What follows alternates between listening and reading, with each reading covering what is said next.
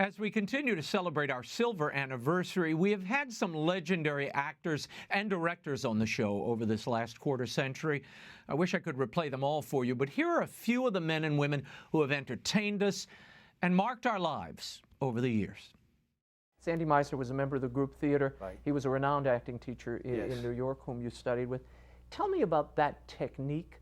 Meisner had a very bare-bones technique in many ways. Very bare-boned. I mean, he once told me he was easier to please than Lee Strasberg at the studio, where everything was so critical. These guys were pretty critical, so you had to have arrive at a certain sense of relaxation to work under their auspices. Mm-hmm. But Sandy, what I took from him mostly, I guess, was the way of improvise, just talking and listening, the way we're doing now. That repetition exercise. Yeah, that came after I was there, but that's wonderful. Really? But this, oh, you know that exercise? Sure. Yeah. Yeah. Oh, you work with? You worked with? You worked with Stanley. Yeah. No. You worked with? No, it wasn't there when I was there. You worked with? What? What? I know that exercise, but I never. When I was there, you worked with? It didn't work. Yeah, you work. Yeah. You worked with? Yeah, you work with. You? You? Me? You? What are you looking at? We? Yeah, right. That's the exercise. Yeah. So it goes back and forth. It's a form of improvisation that takes you off of the text. You throw the text away. Yeah. I read a recent interview where you said you're enjoying acting now. Why only now? Why did it take this long? Well, I've always enjoyed it, but now I have a sense of humor about it. Now I don't take myself seriously in it, as I used to. When you're younger, you take everything a little too seriously. So I'm glad I'm not young anymore. And everything matters, it's all so important. Now I look at it all, well, it's not important at all. Because in the great context of life, why are we all here? What are we all doing? So now I can look at it as a slight tongue-in-cheek act of absurdity, really, because acting is kind of ridiculous. But I enjoy it because it's a game. My sister's child was closed to You death. are an adoptive parent. Yes. Tell me how that experience governed the choices of this role. Did it affect at all the way you approached this role of Jean Valjean?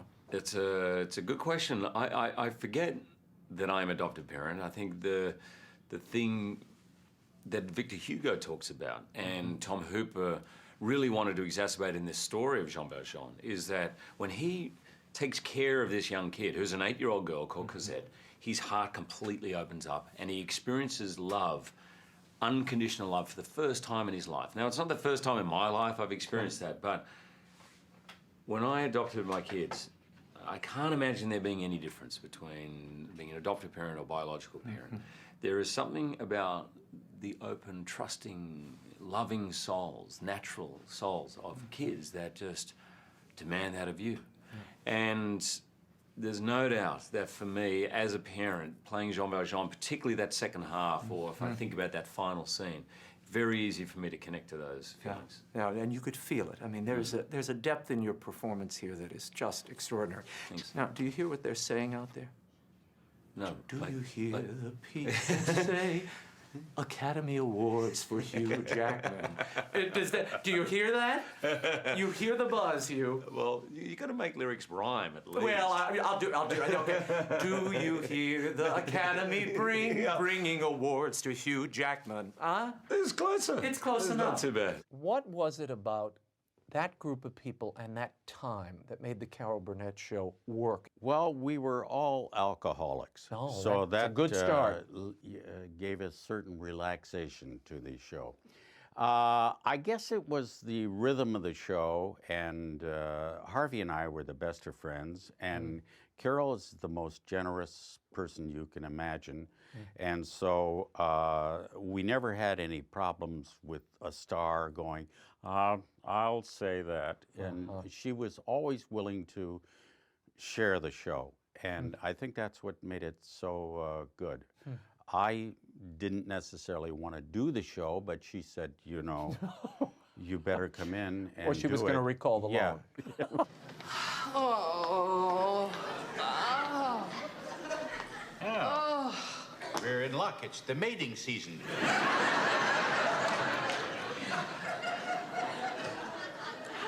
What's the matter with you, beauty?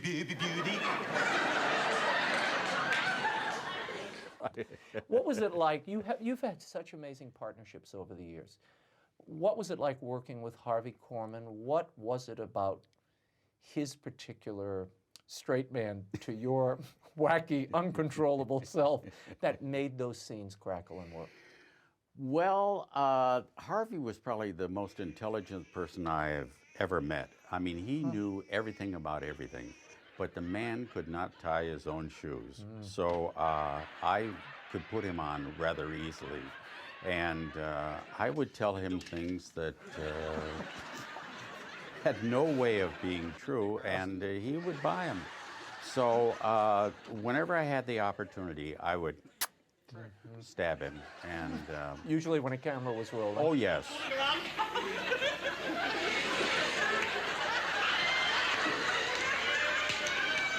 Tell me about playing the other part of him, the part where he's struggling with the divine and this divine calling. What drew you to that, and how did you approach it? And how do head injuries play a role here? Well, what drew me to that is the biblical account. You know, the definition of Israelite is he who wrestles with God, and nobody wrestled with God more than Moses. When he first encountered God, and Moses was the only man to have ever actually sat face to face, seen God, laid eyes upon him, spoken with him, he said no. God asked him to go free his people, and he said, no, that's not for me. And God got very angry with him. And they have a very combative relationship. They disagree greatly with each other, and that's the biblically accurate account. You have called yourself an emotional detective when you approach a role. What does that mean? I read the words, and then I try to read between the lines, you know, because I know behavior. You know, I understand what loss is and pain, and I've seen dysfunction, and so I look for those things, and I look how they can fit in this screenplay, because you know, my job as an actor is to become seamless for the person who's watching. You know, I know I have my name. I've been in movies, and at a certain point, you know, the hope is that you just quit watching me. And what's the mark you want to leave for your audience, for your family? You're talking about my headstone. I guess. You know, so maybe a goal. We call it a goal. But maybe if somebody looked at my name and saw that, and it said, and he made movies too. You read The Exorcist in a San Francisco, was it a hotel? It's a hotel room that overlooked the entire Bay Area.